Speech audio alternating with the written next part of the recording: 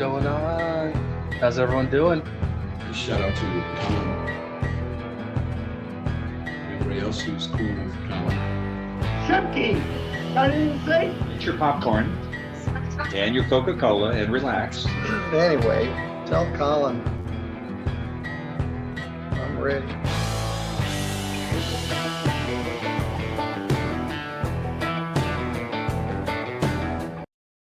What's going on? This is Colin. How's everybody doing? Happy Tuesday. I hope you guys are all having a great day, and I hope that everyone has the same type of weather I have right now. It is absolutely gorgeous outside. Anyways, got some good ones for you.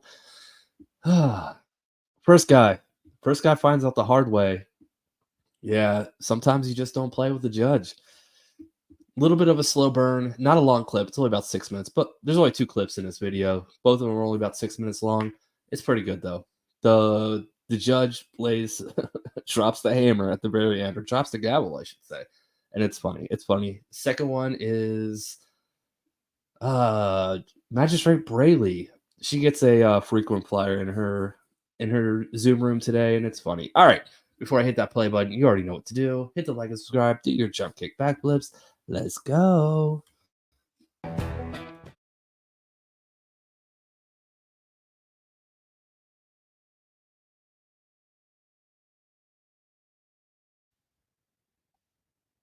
right. Mr. Rojas? Yes. Okay, raise your right hand for me, sir. You solemnly swear or affirm any testimony you give in this matter will be true. Say it louder. Yes. All right, so Mr. Rojas, you're before the court for battery count 1, simple battery count 2, simple battery count 3. You're entering a plea of guilty to count 1 and no low to count 3. You can put your hand down. By entering a plea of guilty to count 1 and no low to count 3, you give up the right to have a trial by jury or judge. You give up the right to have the state prove your guilt beyond a reasonable doubt. You give up the right to have the presumption of innocence in your favor. You give up the right to confront witnesses, subpoena witnesses, present testimony and evidence on your behalf, to not incriminate yourself or present any testimony or evidence against yourself. And if you're not a United States citizen, a plea of guilty or no contest could negatively impact your immigration status. Do you understand all of these things, Mr. Rojas? Yes, ma'am. All right, factual basis recommendation, please. Yes, Your Honor. The factual basis in this case is that on December 2nd of 2023, Officer Brown responded to 820 Fountain Circle in reference to a domestic disturbance. Upon arrival, the officers made contact with Rashada Jawona, RASHODDAH who advised that her friend, Mr. David Rojas, had punched her in the face in her left eye, causing a small cut under her left eye and her lip to split inside of her mouth. She said that the altercation occurred because the defendant wanted the victim to make him breakfast, and she told him to go in the kitchen and find himself something to cook. That's when he got out of the bed and walked towards her. She asked for him to back up, but he did not. She tried to defend herself by keeping her arms and by extending her arms to keep him out of her personal space, and that's when he punched her. The recommendation is 12 months, 180 days to serve. The balance suspended upon completion of the service. No contact with the victim and do not return. Count 2 will merge. Count 3 is 12 months, 180 days to serve. Balance suspended. No contact with the victim. Do not return to the incident location. Count 3 is to run concurrent with count 1. And just for the court's attention, at the time of the incident, the victim was 17 years old. And a review of his criminal history shows that this is not his first violent incident. He previously pled guilty to simple battery, family violence out in Henry County, as well as battery, family violence as well, in which he had to undergo different types of counseling. I did review it is not the same victim in the prior cases as this one. All right. All right. So right off the bat, this guy has some anger issues. Make me breakfast. No. Punch right in the face. Not a good look. Not a good look, man. Don't do that. That is terrible. Terrible. Ms. Han? Your Honor, we're asking that you accept the recommendation. Mr. Rojas let me know that he lives at the incident location, the 820 Fountain Circle, and that the victim does not live there. That's what he told me, and that she's just a friend. And so he said that he does have somewhere else to go, but we're asking that if he's able to provide proof when he gets out that that is his residence and not hers, that he be allowed to return to the incident location. But that's 6 months down the road. That's fine. I don't care, but that's 6 months down the road. So at this time, Mr. Rojas, I'm going to accept your plea of guilty to count 1, no to count 3. Count 2 will merge. I'll sentence you to 12 months to serve 180 days. And I'm liking this, day for day.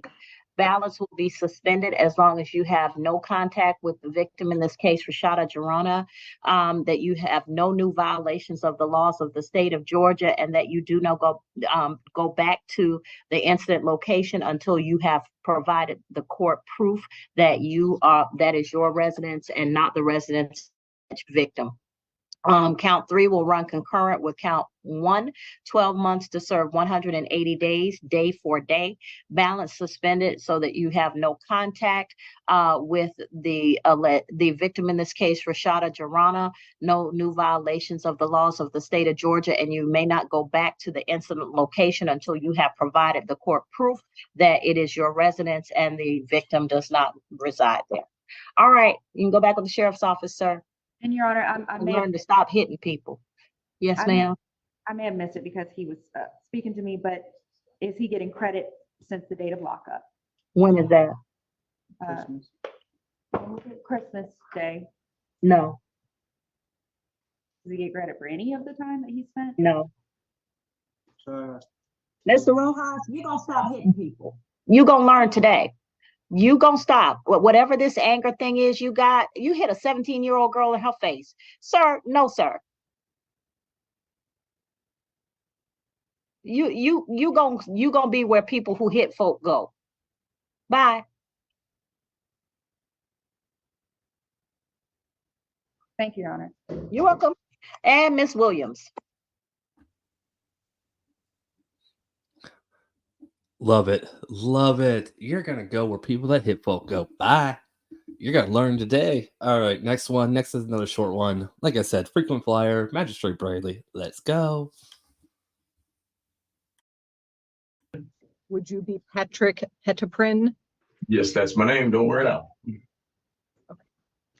Now calling case number 24S00051. This is the State of Michigan versus Patrick Petiprin. Appearances for the record, please, starting with the attorney. Thank you, Your Honor. Assistant Public Defender Alexis Pluma appearing with and on behalf of Mr. Petiprin. And Mr. Petiprin, if you could just say your full name one time. Patrick Clayton Petiprin. Okay, thank you. Today is the date and time set for an arraignment in this matter. What I have is a misdemeanor complaint that charges that on or about June 15th of 2023 at the Target 2 liquor store on North Hewitt Road, you did, while it was open to the public, steal property of the store that was offered for sale at a price of less than $200. I did, is what you're saying, or is this what? This is what is alleged. Okay, this is what's alleged. Okay, yes. Pardon me. Okay, so this count is otherwise known as retail fraud, 3rd degree. Do you understand that charge? Roughly. Okay. So basically they're saying that you stole something from the store that was less than $200. That is what is alleged. I'm not asking you. I understand the allegation. Okay. Yeah, I understand the allegation. But as far as the 3rd degree and the varying degrees of I'm not quite familiar with that. Okay, that's fine. So this is a misdemeanor with a maximum penalty of up to 93 days in jail a $500 fine with court costs, or both. Do you understand that potential penalty? I understand that, but what I don't understand is Okay. I've been in it's- custody for okay. 7 months, Okay. and this is something that happened 3 to 4 months before me being in custody. So what I don't understand is why now? Okay, and that is not a question that I can answer for you, but did you have a chance? Okay, did you have a chance to review an advice of rights form? Not for this case, I don't believe, but I will. I'll try. I won't. Okay. I assure you, Sir- I won't speak profanities to you or anything like that. But That's good, I'll try to okay. watch my mouth otherwise as well. Okay, so you have the following basic rights. You have the right to remain silent because anything that you say can and will be used against you in court. You have the right to a trial by judge or jury. You have the right to be presumed innocent beyond a reasonable doubt, and you have the right to be represented by an attorney, which is why the public defender is here. Do you understand those rights? That is a yes or no question. Yes, I do understand those rights. Thank you very much. Attorney Plumai, do you wish to address bond? Yes, Your Honor. With regards to bond, as Mr. Petiprin had stated, he has been in jail for quite some time now, 189 days, and he does have some other bonds that are holding him on other cases right now. So for that reason, I would just, and based on the nature of these charges, I would just ask that the bond be set as low as possible so that he can accrue some automatic time credit on this, as this is a case where I would normally ask for a personal bond.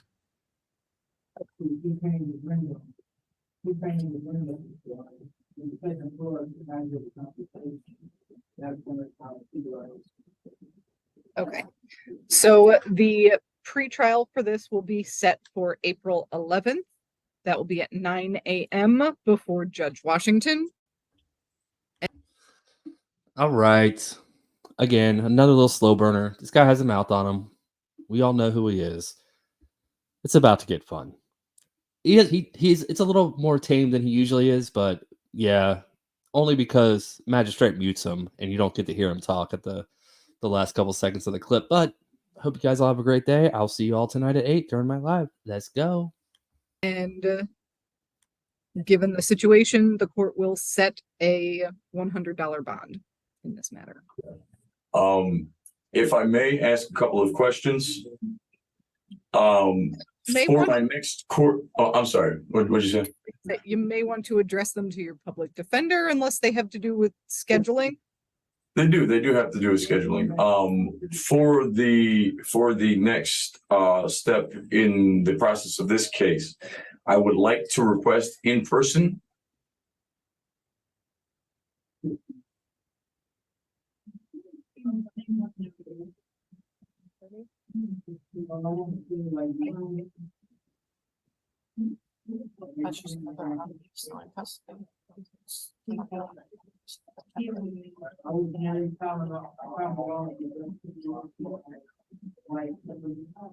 Give me just a moment. Okay.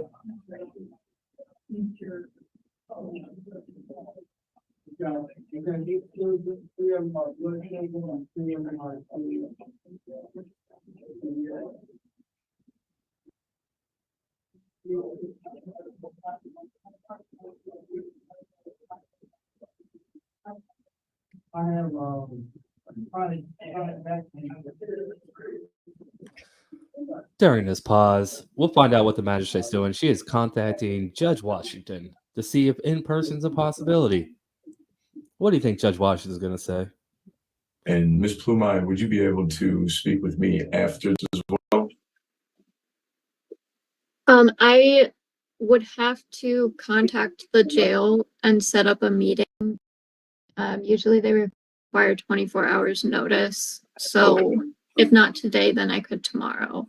If you can, because I recall when you were representing me on some prior arraignments, I had tried to I do just want to note that we are both on the record. Yeah, when I contacted you, I wasn't able to get a hold of you ever. So you know what I mean? I will ask the jail to set up a meeting. Okay, all right, thank you. I appreciate that. Okay, sorry about that.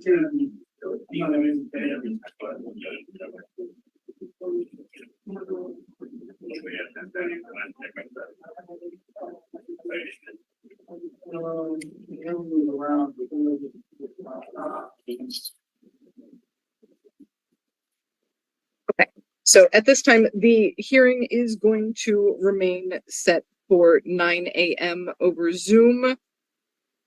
Why is that? Why do I not have the right? So if you are out of custody on April 11th, then you can call 14B and request an in-person hearing at this point. But that is not something that we can accommodate given the current situation. So. All right. Well, I understand why you wouldn't want me to come there, but I also know my rights, and I know that this Zoom is something that has not been entered into the Constitution of the United States yet, as far as all this goes. But furthermore, I'll forget about that for the time being. Attorney Plumai, do you have anything? No, Your Honor. Okay. So the next court date is April 11th at 9 a.m. The bond is set at $100. I understand that he's been in custody for a while. If he's out by the 11th, he's welcome to request an in-person hearing. But at this time, I have asked the judge. The answer is no. April 11th, 9 a.m. over Zoom. Thank you. This hearing is concluded.